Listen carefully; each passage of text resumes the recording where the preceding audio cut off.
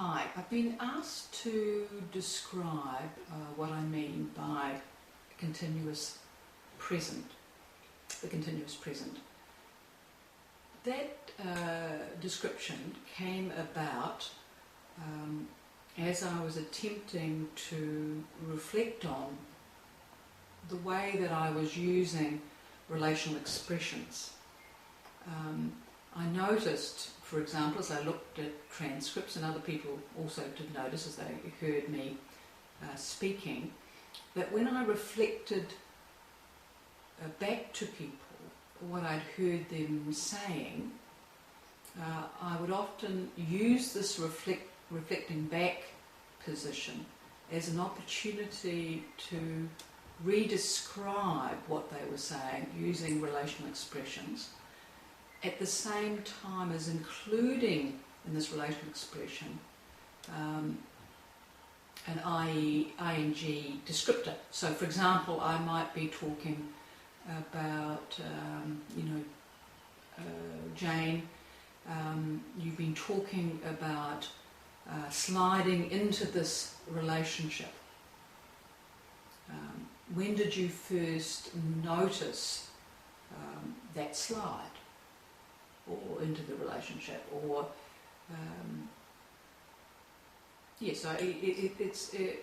I'm doing there is what I'm trying to do there, and what I noticed myself doing there was to generate a process rather than a state. And when we generate a process, what we're then able to do with people is ask questions that illuminate for us all, that illuminates the context within which this slide took place. And not only the context, but what I did or what the person did to contribute to this slide. What were the ideas, what were the practices, what were the decisions made, what contributed to that decision. So what we're doing is we're creating, trying to create a colourful kaleidoscope type narrative, if you like, of something which becomes very black and white when it remains personalised. You know, I slid into this relationship, I'm just that sort of person. I think it was the wrong thing, I shouldn't have done so, etc. Many people or practitioners, when they hear somebody describe an experience this way, I slid into the relationship with Jack, or my relationship usually, if that's described, is that practitioners may take that description to mean this person is passive. And they may begin to collect evidence for that, or either directly or indirectly hold that notion in their mind. Whereas what I'm attempting to do is to understand the environment, the context which shaped that process of sliding. But I'm also positioning the person as active. They did something, thought something, felt something, decided something that contributed to sliding. And what I'm also doing is I'm seeing something, as I do that, I see that as perhaps changing over time, that the slide may have shifted or changed in some way, it may have had so I'm trying to see, to use time, that process, part of that process is to reflect over time on the sliding process. So when I think back to some of the essential elements of the work itself, one of the things I'm attempting to do, one of the things which creates relational consciousness, from my point of view, is the ability to notice the experience of moving from one place to another place. So instead of us inhabiting one place or another place, what I'm attempting to do through the conversational process is to ask questions that position people, including the therapist, to consider the contextual environment and then to wonder at the experience of considering the contextual environment. So, if I experience myself as, for example, I slid into my relationship, the way I experience myself might be to consider myself as somebody who's very passive. Whereas when I'm researching the decisions I made, the actions I took, the effect of the past, the effect of, let's say, the violence I experienced at the hands of a parent. When I'm looking, considering how this may affect the sliding into the relationship, as I do that, I experience myself differently. I'm experiencing something else. I may experience a lightening. I may experience, burden shifting. I might experience profound grief. I might experience loss. I might experience amazing appreciation of myself that I took the safest option when I was 18. I might experience appreciation of the relationship itself, whereas prior to that moment where I'm stuck in a way, the way I described it, as in a binary position.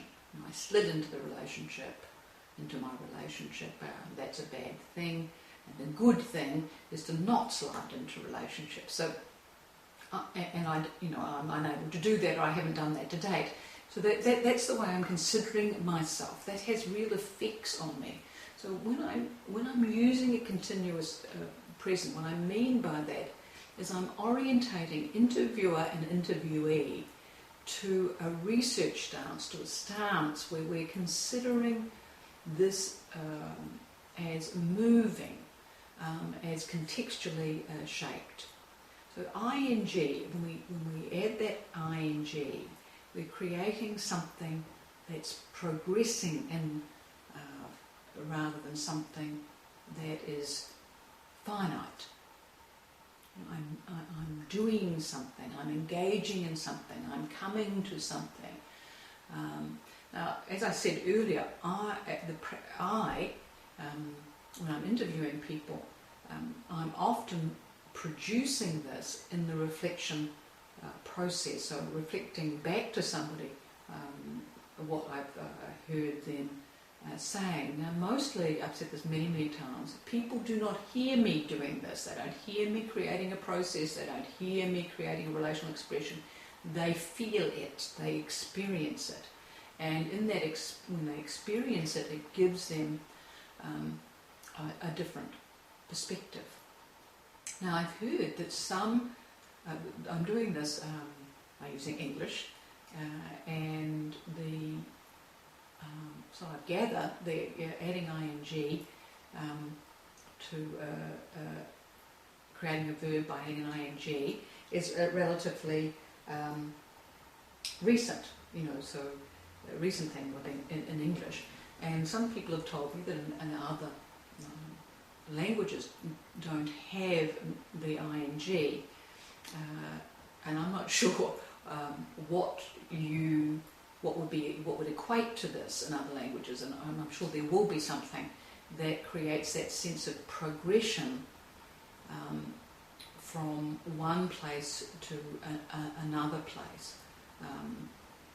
And of course, one of the things that we're doing, and what I like about the notion of continuous present, that I like that descriptor, is the description itself implies that we are in the present, as we're redescribing events using these relational descriptions, as we're redescribing something. Right now, people are experiencing the past and themselves and others and the narrative that they're carrying with them differently. Not only are they constituting that narrative, they're experiencing themselves and others and their world differently. I'm just going to check my notes to make sure that I've said everything I want to say. Now, there's another element to this. What I noticed was when I actually began to reflect back using continuous present, I noticed that it created space to find descriptions for experience that were more closely connected with this person's experience. So, for example, let's give an example. Even though the relationship ended many years ago, you notice that you are carrying the sense of terminal, as you describe it, sadness. What would change if you were relieved from carrying this terminal sadness? I regard that as a metaphor of movement, which is this terminal sadness that you're carrying is quite different from I am sad.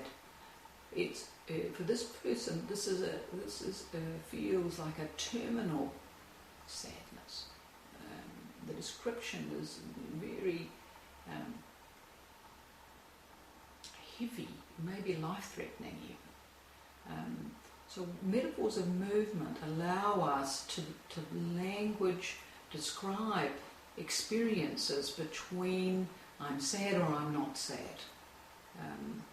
And it's often in that description process that people